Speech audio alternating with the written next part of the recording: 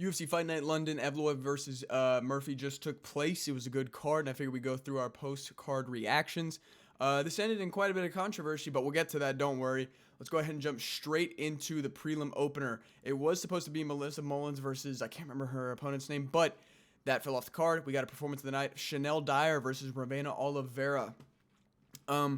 This was a quick one. I was driving home from work, and I was like, let me not watch this while I'm driving. It's probably going to be a decision. And I come back, and Chanel Dyer just finds a nasty head kick on Ravena Oliveira. I said she would win this by having the more aggressive striking. Looks like they updated her profile photo. I mean, she was winning. She was getting grappling off, just outlanding her completely, and she found the head kick finish on Oliveira. Not much else to say. Great win for Dyer. Let's go ahead and move on to my first loss of the card. I'm going to count all my picks up at the end. I didn't do great on this card. The Shem Show? He's a shit grappler? No. I'm still a Shem fan, and a lot of people hate him now just because he shoved him to build a fight. But then after the fight, like, Shem went to shake his hand, and maybe you should just shake the hand, but the guy's like, nah, fuck you. So Shem taps him in the head, and the guy tries to punch him back, right? But it's just like, yo, neither of y'all fought that good to have this kind of energy. Shem wasn't able to get really much of his grappling off, and he kind of is a victim on the feet. I don't think I can ever pick him again in good confidence, and we'll get to We'll get to Curtis Campbell. El Sawadi looked good, though. He was landing more often. He was pushing Shem Rock against the cage. I felt like Shem could have won this, though. I mean, round one obviously goes... You know, when you look at the numbers, it doesn't make sense. I get it, and I'm kind of stupid here. But watching the fight, I felt like you could argue a Shem win. It felt like he was just kind of winning more of the exchanges. But the numbers proved me wrong. Maybe my memory's a bit cloudy of it. Shem didn't look great. And after, you know, that kind of Paul Daly tap at the end of the fight. Granted, it wasn't a sneak, but I wouldn't be surprised if the UFC parted ways with him. They parted ways with Jordan Vucenic for much less. So we move on. Tough loss for Shamrock 2. Louis the Vanilla Pudding-shaped Gorilla versus Brando Pericic. We took Brando Pericic by KO, and we got it. Louis Sutherland was a phenom in earlier, you know, regional promotions and other. I think he was in another professional promotion. But once he came to the UFC, the dude's traps on traps and abs miraculously disappeared, and I don't know if you noticed, he's got tits bigger than the size of my head. So he's clearly off the sauce and doesn't fight well, and that showed here. Brando Pericic put it on him early. I don't quite remember how he found the knockdown. I was in and out for this fight. I was fishing. It happened so quickly. Sorry, I was hanging out with my buds. But yeah, great one for Brando Pericic. I knew he was going to be the way more aggressive striker in this. He was going to look for the finish. I mean, just looking at the stats going into this, Brando Pericic's significant strikeout put on average was like 15 times. He was like 15 point something. So I knew he had output. I knew he had power. And I think he already got a KO on the Contender Series. And Louis Sutherland did not look great in his fight against Walter Walker. I think it's after the roids, dude. Like, he just isn't that good. So I can see him getting cut after this. Maybe they keep him around for 1-2 more to be a sacrificial lamb. They did just make Tuivasa versus, what was the guy's name? He went against Sharif. He went against Asplund. But great win for Brando Pericic. We predict these things. Let's go ahead and move on to Mantas. I'm not going to try it versus Antonio Tricoli, or as Bisping and another guy were saying, Trocoli, like it's broccoli. Makes no sense. Honestly, I picked Montas, but this was a really disappointing win. I understand he dominated him, but in the first round, he almost had Tricoli out of there. They were getting in the clinch a lot. Tricoli was trying to get his grappling off. It was a really piss-poor fight. And at one point, Montas in the first round dropped him with a nasty just pop elbow in the clinch. Was able to find that, sunk Tricoli, and wasn't able to find enough ground and pound to get a finish. And Tricoli pretty much just sloppily wrestled over the next 2.5 rounds to survive the fight. And Montas got tired. He didn't have as much power behind him in the later rounds, and he started to engage in some really, really shitty wrestling. As you can see, first round, 0 for 1 for Tricoli, 0 for 4 for Tricoli. Next round, 1 for 7 for Tricoli. So overall, this guy went 1 for 12 on takedowns. He clearly, and shout out the ref that was reffing this fight and a few others this night. The dude would break up exchanges 10 seconds into them not doing anything, because clearly the body language shows that he was just stalling. If a guy's hunched over, gripping the waist, going, trying not to peel, trying not to punch, trying not to knee, trying not to like slide off to the back, the dude's clearly just stalling. So good on the ref for calling that, and good for Montas for getting the win, but I don't think he's going to be much if he can't put away Antonio Tricoli, especially after hurting him that bad. But a good win nonetheless. We got that right. We move on to another stinker. Mario Pinto, who was still undefeated, 100% finish rate, never made out of the first round KO artist, versus Jailton Almeida teammate Felipe Franco. Need I say more? As you can see, the strikes were close. I don't know Was this the opposite? Was that Mario Pinto was? Or no, I think Mario Pinto is Jailton Almeida's teammate. And while he did kind of outstrike him, either or, the dude could not land a takedown. He kept shooting shitty takedowns on Felipe Franco, kept pushing him up against the fence. He was outstriking him, and he was kind of hurting him in moments, but it was nothing special. It was an absolute stinker of a fight, dude. 2 for 14 on takedowns. I don't want to see that at heavyweight, and I'm sorry for clicking so many times that I got us there. Apparently, the dude suffered with depression since getting to the UFC, as you can see. Now he's Felipe Franco, but great win for Mario Pinto. Snooze fest, though.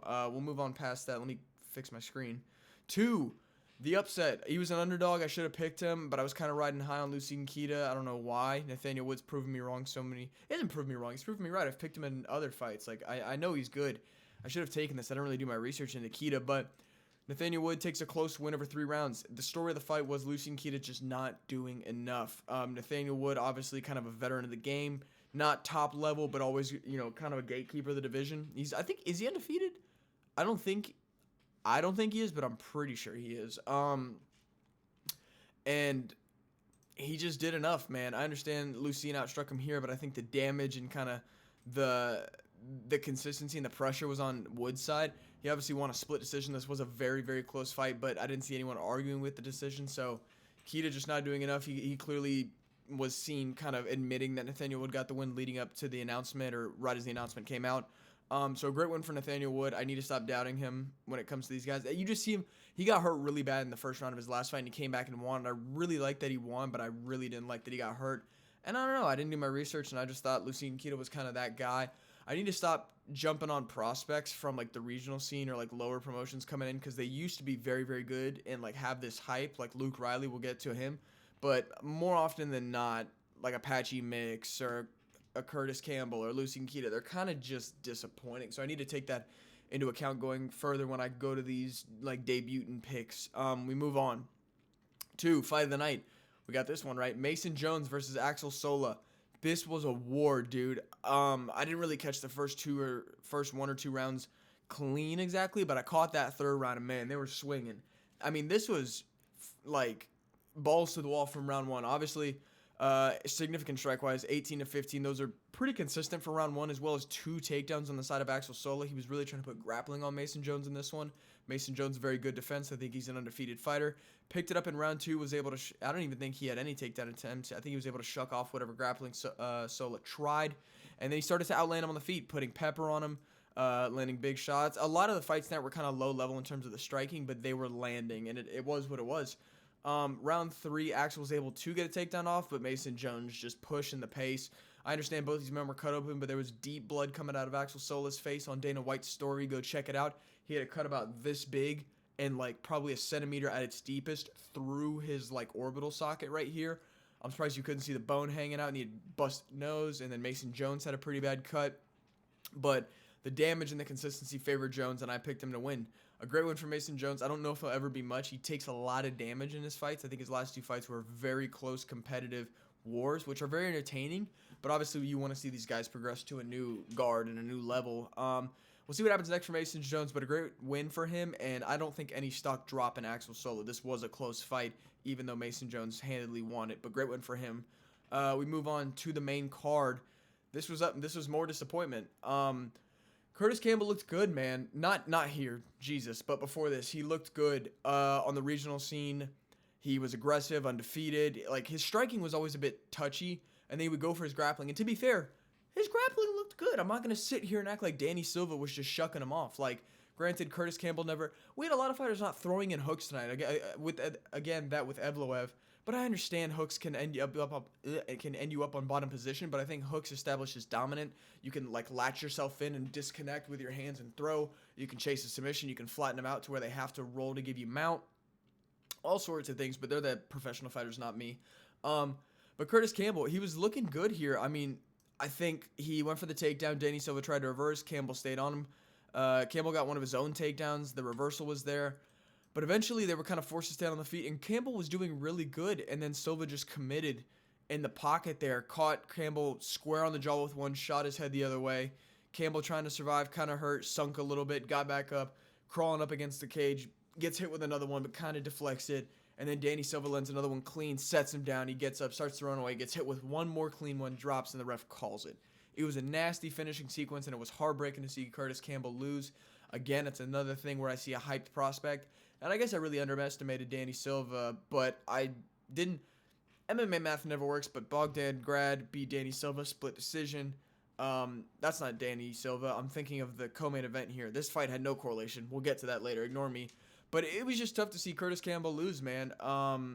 Yeah, I really needed to do my research more into these prospects, as well as their opponents. Danny Silva's no one to mess with. The guy had a really close fight with Kevin Vallejos, but I just thought Campbell's grappling pressure would be enough, and it looked like it early on, so I'm not going to sit here and feel stupid about my pick. I just think he's chinny, and I didn't know it. We haven't really ever seen him in that much trouble. He's taken damage, but the dude's undefeated, or he was before this. So great one for Danny Silva. Tough for Curtis Campbell, but I think they'll give him another one. The dude's entertaining. He got a hometown welcome. We move on to a paycheck, and honestly, kind of an embarrassment that Christian Leroy Duncan wasn't able to get this one done. I understand Dolidze was kind of being bitch-made and just grabbing on. People were saying on Twitter that Dolidze is kind of done with fighting and he's just doing it for a payday. He owns a business back in his hometown. And I kind of buy that because Roman Dolidze looked like shit. It's amazing that he got takedowns in this fight, but the dude was a victim. He would get hit, start to spin, and then I just hit my desk with how far I spun, and then he would kind of smile and just not really look. Like, if Christian Leroy Duncan had a bit more power, not power, if he had a bit more like sting and speed behind him, maybe he's just a slower guy, but I think like a faster man, like if that happened at a lighter weight class, dude, that guy's getting zipped over the shoulder out cold. Like, Roman Dolidze is trash. I don't know how he made it close to Marvin Vettori. Marvin Vettori's trash. Dude had a rear naked on Adesanya and couldn't get it done. And he just sloppily survived over 3 rounds. He got his striking up in the 3rd round, but the first 2 were just him surviving, essentially. But not great finishing instinct out of Leroy Duncan. This card and a lot of these fights were a bit of a stinker performance-wise, and it just felt like a drunk bar fight that went on for too long. But a good one for Leroy Duncan. He needs to look better in his next performance if I'm going to take him seriously when he gets to the top 5. Dolidze's done, man. Nothing to say there. Dolidze's completely done, but a great one for Leroy Duncan. Let's go ahead and move on to the great chinning. NFL, football, anything like that is the worst base for MMA. We've seen it with Greg Hardy, and we've seen it with Austin Lane. Don't let this spray-painted, completely void black beard fool you. There's a fraction of a chin under there. He probably has no chin. It probably goes like bottom lip to Adam's apple immediately. The dude cannot take a punch, and Iwo can throw a punch. As you can see, 0 out of 4. 10 out of 13. He slept Austin Lane so bad that Austin Lane had the gall to get up and complain to the ref that he wasn't out. Like Iwo wasn't standing over him, raining down shots after he collapsed. All 205 pounds, 6'6" of him hit the floor like a sack of fucking potatoes. Methinks not. They're probably going to keep him around to get slimed by one more up-and-comer before they cut him, but they could part ways here. Traditional. Iwo looks good against Ebo, so nothing crazy there, but this is just the beginning of his career. Everyone slimes Austin Lane. My grandma did it last week, so let's see what happens with Iwo in his future, but a great win for him. We move on to probably the stinkiest fight of the card. To both these guys, more so MVP. I've been saying it all week. MVP's a boring one-strike output decision merchant. If I'm going to critique Dagestandis and those regional fighters for nut-hugging and stalling, I'm going to critique Page for his piss-poor striking output and stalling. And Sam Patterson, I'm not going to blame him, dude. MVP had crazy movement. Like, obviously, Sam couldn't find the grappling and couldn't find his own. Like, he landed strikes. Dude. But MVP's movement and unwillingness to engage. And Sam was trying to look for shots, dude. Like, but they're both equally accountable. But MVP's done this outside of his fight. Sam Patterson's an entertaining guy who gets finishes. Like, this is MVP's fault. MVP's a boring fighter. I could see them cutting him. The guy's just, dude, 5. Round 1, 5 strikes. Round 2, 11 strikes. Round 3, 17 strikes. I don't even want to cover this fight, dude. Moving on to the co-main. Luke Riley versus Michael Aswell Jr. Dude, this was a banger fight. Michael Aswell Jr. His chin, dude. His chin. Holy shit. This guy, I think Luke arguably won all rounds. I understand the strikes were close until about the third round, and Luke Riley was able to stuff and survive whatever takedowns Aswell was put in his way. But pretty much consistently, it built up in intensity. But from round 1 to round 3, Luke Riley was putting leather to skin on Aswell Jr.'s face. The guy outstruck him a little bit here, actually, but significant strikes-wise, he was peppering his ass. You could hear the pop ring from the camera when he was landing on Aswell Jr. Some of the shots Aswell didn't even see coming, which usually are the ones that put you out. But no, Aswell just packed his chin. The dude did not even get wobbled visibly. Like, he stumbled, but you couldn't even tell if he was just tired and off balance or if he was genuinely discombobulated. Obviously, Luke Riley had a great performance. I knew he would look good. He is a prospect in his last fight that I knew would be good. I understand Shem trains with Patty and some of those guys do, and they're not as good, but Riley's trained with Patty for a minute. We've seen him on the regional scene. He hasn't lost. He's had close fights, surely, but in that debut against Bogdan, he showed that he has grappling defense. He showed that he has heart. And he showed that he has power that translates into the later rounds, and that's exactly what I'd look for in a prospect. And I think Luke Riley proved that tonight. The dude just put mustard on him over 3 rounds. Crazy output, crazy power. Like, his power never diminished. Around 3, he was smacking Aswell Jr. upside the head. And it was a great win for Luke Riley. Dominant performance. Get this guy, maybe someone just outside the top 15 rankings, maybe just in the top 15. That's not too hard for him if we really want to push this hype train. Obviously, don't give him like an insane grappler. I think he's got a bit to work on there, but spectacular win for Luke Riley. That's all I got to say. I understand it wasn't a finish, but I think if Aswell didn't have the chin he did, he's going to sleep tonight. Like, truly, that fight was insane. Great win for Luke Riley. Let's move on to the main event. This one delivered, man, but there's a lot of controversy around it. Movsar Evloev got the win over Lerone Murphy. Now, did he deserve to win? If you look just objectively as the fight was the fight, yes. As much as you don't want to admit it, Lerone wore much more damage. He won the first 2 rounds, but I think Evloev arguably won the third, and then you can't ignore that. He won the 4th, possibly a 10-8, because I think he cut open Lerone in that round pretty bad. And then in the 5th round, he won 10-9. So, why is this controversial? Because round 3 was close, and they took a point. So, people were under the assumption that it was 2-0 Lerone, and then null in round 3, and then 2-0 Movsar. Meaning it would have been a draw, right? That would have been hilarious. The 2 guys undefeated, both decisionators that want to fight Volk, that are trying to get a finish, obviously. I think Hunter Campbell told Movsar behind the scenes, you wrestle, you're not getting this shot, right?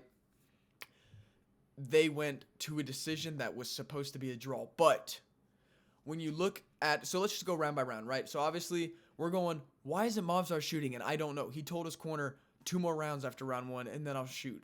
What? Either him and Lerone wanted to prove in this fight that they deserve the next shot, or Hunter Campbell told him behind the scenes, if you shoot, we're not giving you the shot, and then we're cutting you. We're Makayeving you, essentially. Makayev did a lot more that got him cut. But round 1, Lerone Murphy's out striking him. I'm going, what the fuck? Round 2, same thing. I'm like, yo, Evloev, something wrong? Round 3, Evloev picks it up, outstrikes Lerone Murphy. Very close, but outstrikes him. And then I think Lerone went for kind of a body kick knee sequence that hit Evloev pretty tough in the stomach, but Evloev used it to drop Lerone to his ass. Lerone was able to get up, and they were saying that would build a lot of confidence for him, which I agree, but I think it would also diminish some of his comfortability,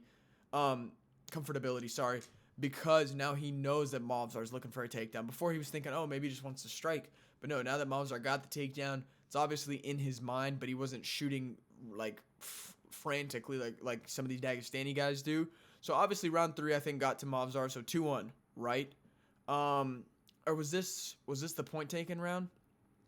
Or I think round 4 was, sorry. So come round 4. So there was a groin kick in like round 2, I think, something like that. Come round 4, Movsar is outstriking him, out-grappling him, and hits him with a low blow, right? And Mark Goddard finally does something in his career and takes a point.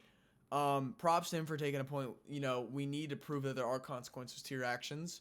It sucks, but it is what it is. But I think this was the round that these strikes and these takedowns had a lot of significance. Lerone looked very hurt. He looked wilted in the face.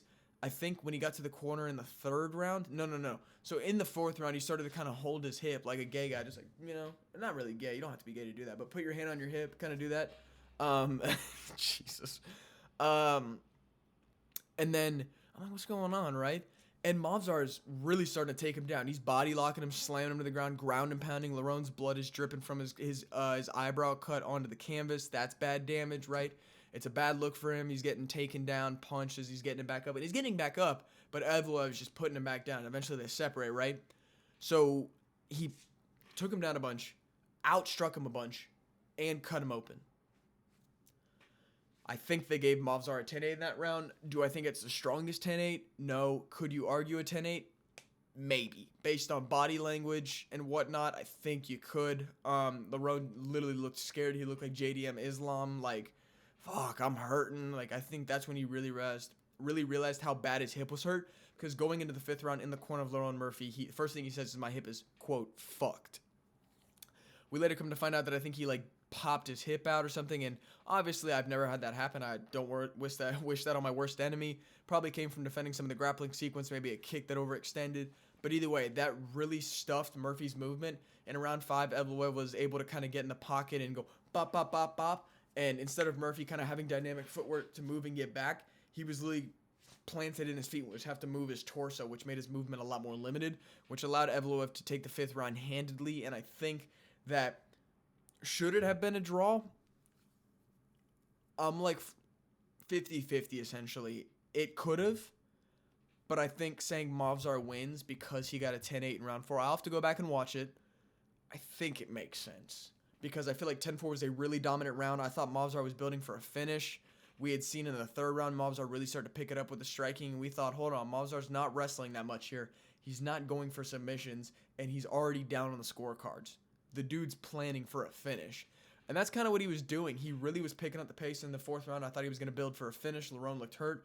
But Lerone, tough as nails, came back, survived, put it on Movsar himself, like held his own. Do I think Lerone won this fight in any way? No. I don't. I think round 1 and 2 were very good for him, but I think 3, 4, and 5 were decisively Evloev. You could argue 3 maybe. But I think with the takedown, and he was just looking more aggressive in there. I think he wins it, but you could say Evloev didn't deserve the win because of the point deduction, and I'll give you that. Maybe it could have been a draw, but I think nonetheless, it was a good win. This was a very entertaining fight from both men, especially Evloev. He seemed to be looking for a finish, whether it was Hunter Campbell's doing or his own. He heard the fans, I don't know. He was looking for a finish, and he was striking, man, so he earned my respect tonight. Lerone Murphy right there with him. Maybe if he didn't hurt his hip, he could have done enough in the 5th to maybe get a win. Tough for him, but good to know that he's right there. If Evloev makes it, close with Volk, or if they, God, for some reason, leapfrog Gene's still over there and Evloev fights the winner of that, I think Lerone Murphy's looking at that situation going, okay, let me get 1, probably 2, because I'm not the biggest name, fights more together, and I'm back, right? And he can learn from his mistakes, try to fix his body, and I think we're going to see a lot better Lerone Murphy in the future. He is older than Leon Edwards, which is crazy, but he didn't look old in there, so I think he's good. But a great one for Evloev. Give that man a title shot. Volkanovski should be doing an interview right now on it. I'm not watching it, but great one for Evloev. Let me know what you thought of the main card decision or the main event decisions. If you think it was a robbery, let me know why. Yeah, man, good card though. Stinker fights, but like they were entertaining in some way or another. Whether it was just appalled at the state of these fighters or the hype of the KO.